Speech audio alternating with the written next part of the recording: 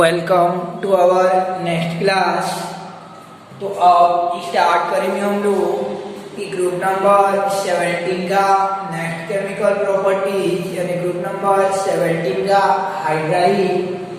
तो 17 ग्रुप के हाइड्राइड के बारे में स्टडी करेंगे। ग्रुप नंबर 17 का हाइड्राइड के बारे में तो ये हाइड्रोजन पर +1 और ये हैलाइडों में माइनस चार्ज ली जाती है तो चार्ज मल्टीपल करते हैं। ये Hx प्रकार के हैलाइड को शो करते हैं यानी Hx प्रकार के हैलाइड को प्रिपेयर करते हैं। अब इन ग्रुप नंबर 17 के एलिमेंट जो Hx प्रकार के हैलाइड को प्रिपेयर करते हैं।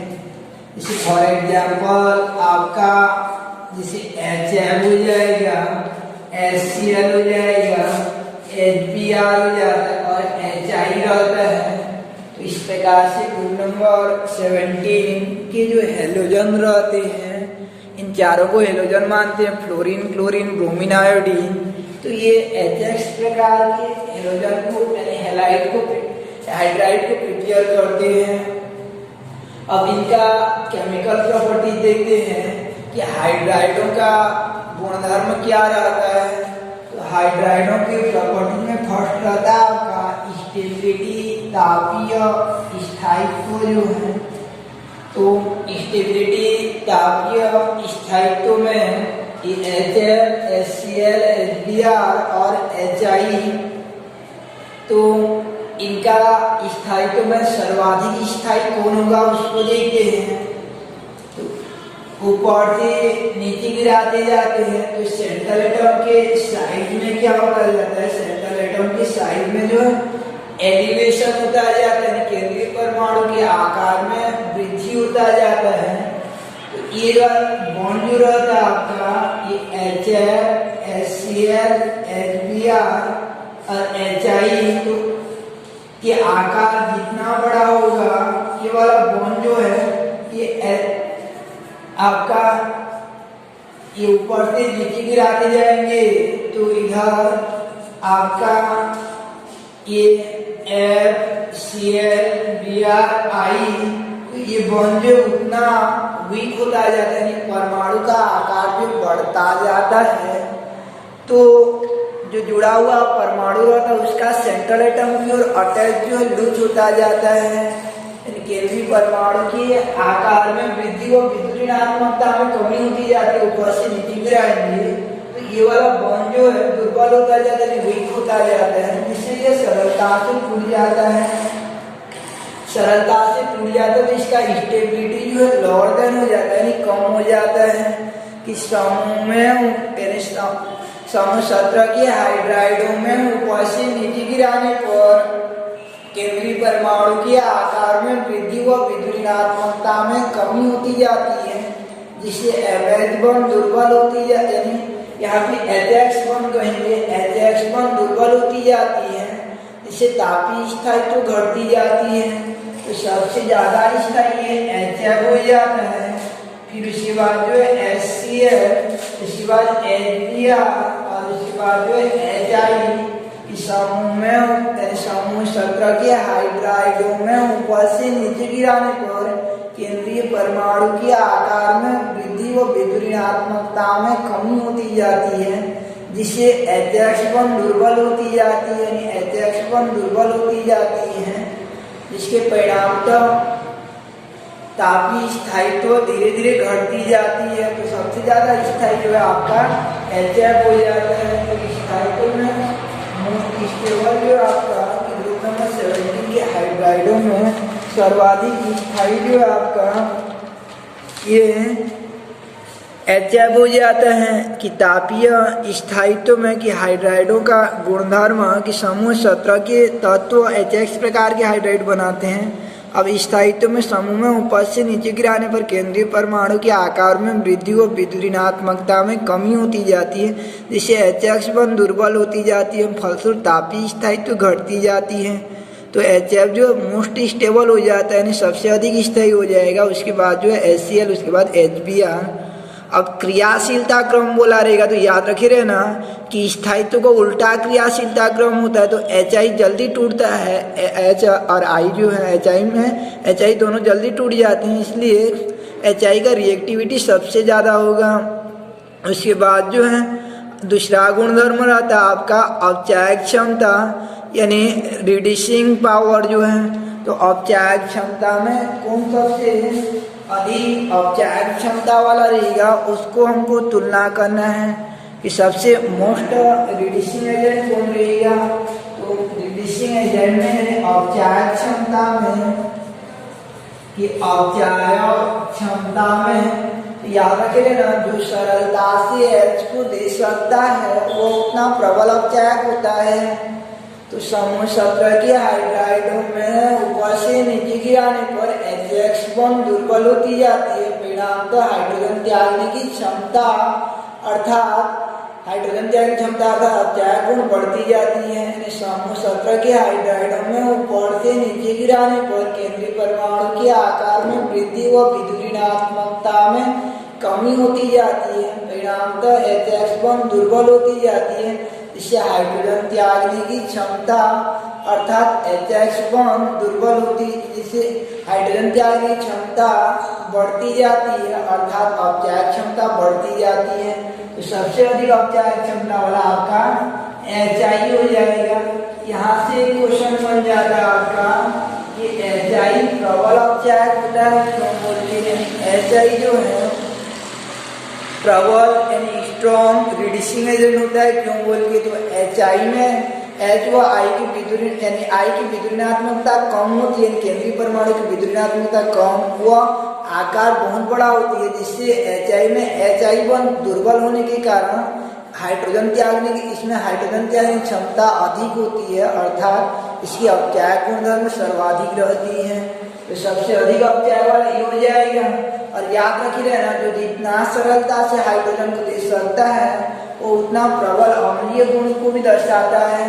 तो सबसे अधिक अम्लीय ये एच आई हो जाएगा। अम्लीय और औपचारिक क्षमता जो सम रहता है तो अम्लीय और औपचारिक सम हो जाएगी, हाइड्रोजन त्यागने की क्षमता बढ़ती जाती है जिससे औपचारिक क्षमता व अम्लीय स्वभाव बढ़ती जाती है।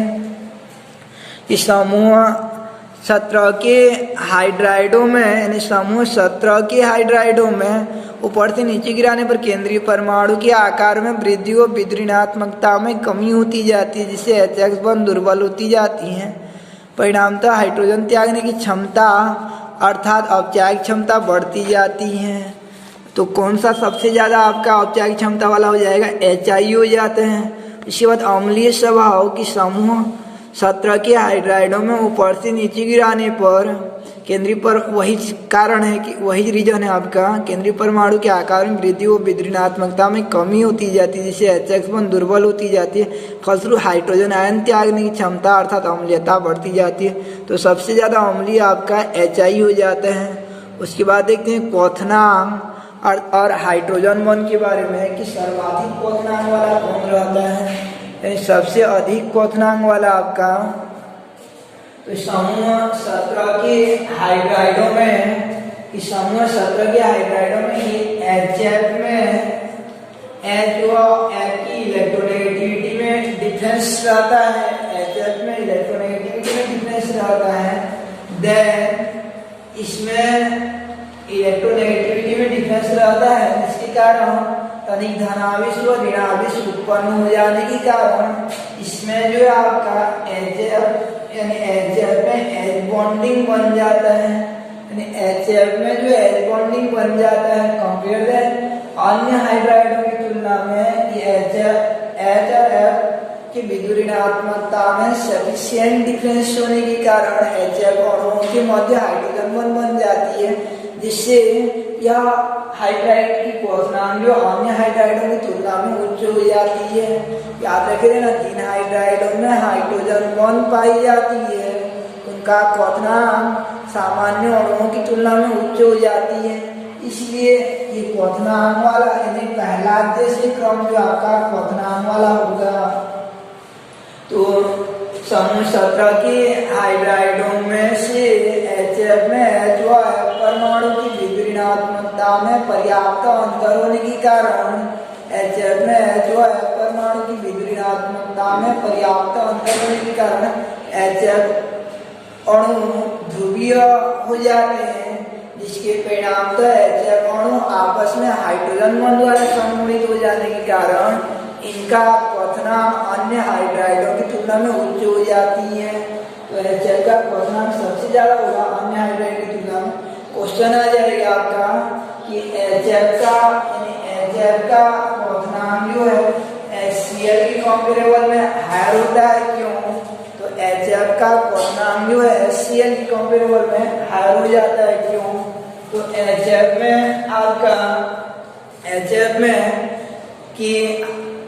में हाइड्रोजन व क्लोरीन परमाणु की विद्युतीनात्मकता में पर्याप्त अंतर होने के कारण HF के अणु आपस में हाइड्रोजन बॉन्ड द्वारा संगुणित हो जाते हैं, जबकि HCl में ऐसा नहीं होता है। यही कारण है कि HF का क्वथनांक HCl से अधिक होता है। ये क्वेश्चन के रूप में देता है HF का क्वथनांक HCl से अधिक होता है, क्यों? या दूसरा ऐसा क्वेश्चन कर देता है, कारण बताइए कि HF ड्रॉ होता है, जबकि HCl गैस क्यों बोलिए, तो HCl गैस क्यों बोल के ऐसा क्वेश्चन दे देता है। तो HF में वही हाइड्रोजन बॉन्ड पाया जाता है वैसा लिखना है, और HCl में नहीं पाया जाता, इसलिए HF ड्रॉ होता है और HCl जो है गैसीय अवस्था में हो जाता है।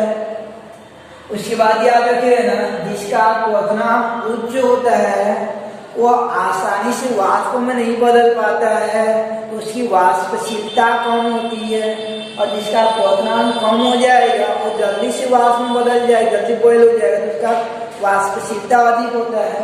तो वाष्पशीलता कम बोला जाएगा, तो ये नीचे वाला कम हो जाएगा, ये ऊपर वाला क्वथनांक और स्थायित्व का क्रम, और ये तीनों जो है आपका वाष्पशीलता और त्याग ये गुण जो है नीचे वाला 3 क्रम हो जाता है। तो इस प्रकार से समूह 17 के हाइड्राइडों में से HF में जो है परमाणु की विद्युतीनात्मकता में पर्याप्त अंतर होने के कारण F पर तनिक ऋणावेश व H पर तनिक धनावेश उत्पन्न हो जाती है, जिसके फलस्वरूप HF के अणुओं में हाइड्रोजन बन जाने के कारण संगुणन पाई जाती है, यानी HF अणुओं में हाइड्रोजन बन पाए जाने के कारण संगुणन पाई जाता है, मीन्स आपस में जुड़ जाते हैं, जिसके कारण इनका क्वथनांक जो अन्य हाइड्राइडों से उच्च हो जाता है। ये था आपका क्वथनांक, और नीचे वाला हो जाएगा आपका वाष्पशीलता क्रम। उसके बाद होता है आपका कि समूह 17 के हाइड्राइडों का गुणधर्म में और एक द्विध्रुवीय आघूर्ण यानी डाइपोल मोमेंटम जो है, तो द्विध्रुव आघूर्ण जो है, तो ये द्विध्रुव आघूर्ण होता है आपका, सूत्र होता है म्यू बराबर E × D होता है। द्विध्रुव आघूर्ण का सूत्र होता है म्यू बराबर E × D। यहाँ E जो है कि यहाँ पे उत्पन्न आवेश का परिमाण होता है, और D जो है ये अणु में उपस्थित परमाणुओं के मध्य की दूरी। F क्या होता है, किसी एक परमाणु पर उत्पन्न तनिक धनावेश का परिमाण, और D क्या होता है कि अणु में उपस्थित दोनों परमाणुओं के मध्य की दूरी। तो जितना ज्यादा आवेश उत्पन्न होगा ये E उतना होगा, तो म्यू का मान जो है द्विध्रुव आघूर्ण का मान जो उतना अधिक हो जाएगा, यानी द्विध्रुव आघूर्ण का मान उतना अधिक हो जाएगा। तो HF अणु में यानी F की विद्युतीनात्मकता अधिक होने के कारण HF अणु में अन्य अणुओं की तुलना में अधिक ध्रुवीयता उत्पन्न होती है, जिसके कारण इसका द्विध्रुव आघूर्ण अन्य हाइड्राइडों की तुलना में उच्च होती है। तो सबसे अधिक द्विध्रुव आघूर्ण इसका हो जाएगा ये, यानी द्विध्रुव आघूर्ण का क्रम भी इसी में आएगा आपका कि HF का द्विध्रुव आघूर्ण सबसे अधिक हो जाएगा, यानी HF में F की विद्युतीनात्मकता अन्य हाइड्राइडों की तुलना में उच्च होती है, जिसके कारण HF अणुओं में अधिक ध्रुवीयता उत्पन्न होने के कारण इसका द्विध्रुव आघूर्ण का मान अधिक होता है।